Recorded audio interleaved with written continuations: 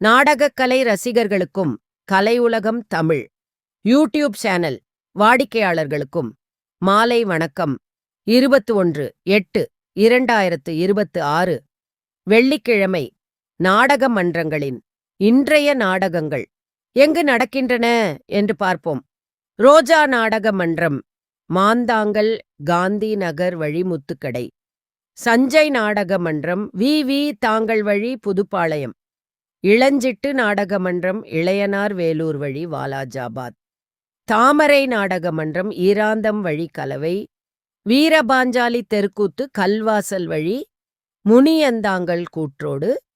ஜெயமாலினி நாடக மன்றம், நெல்வாய் வழி கிருஷ்ணாவரம்.